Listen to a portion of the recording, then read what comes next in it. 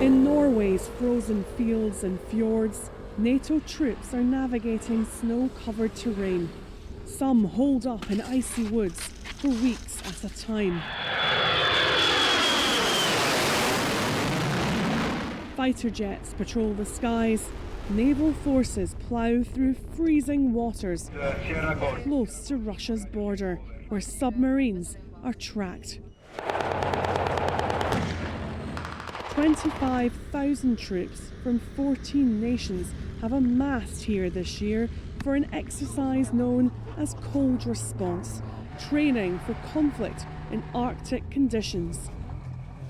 Arriving into the heart of this demo by tank came Canada's Prime Minister Mark Carney, armed with a pledge to significantly expand his country's spending on Arctic defence. Behind these fictional scenarios is a harsh reality. The Arctic region is no longer considered low tension. Climate change, melting ice has opened up new possibilities for shipping routes, oil and gas extraction, and Russia's neighbours in the high north need to be able to demonstrate they are ready to defend themselves if necessary. This exercise is supposed to highlight NATO partners at their most united, but moves by the US, Canada's closest ally, can quickly highlight cracks. Mr. Carney, what do you make of the US easing restrictions on Russian oil? The answer came later at a controlled press conference alongside the leaders of Germany and Norway. Canada's position is to maintain sanctions on Russia, maintain sanctions including on the Shadow Fleet, which is moving this oil.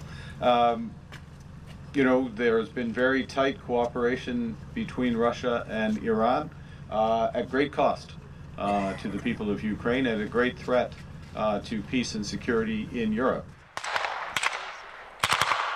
Norwegian authorities say the US remains their most important ally, but President Trump's demands for control over Greenland created conflict inside NATO.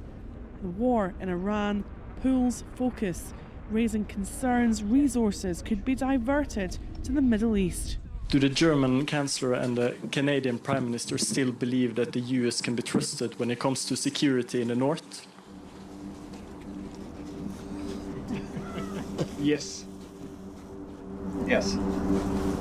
Norway is mobilising not just its military, but its whole society now. In the port town of Narvik, civilians practice how they could help with casualties in conflict. Households have been asked to prepare to survive independently for at least 1 week in a crisis.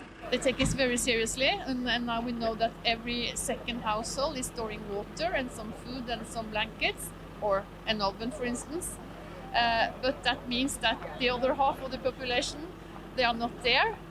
But it's much, the level of household who does is much higher than just a few years ago. And that's of course because of Ukraine. In the last few years, both Finland and Sweden have joined Norway in NATO. In a rapidly changing security landscape, the High North has to be highly alert.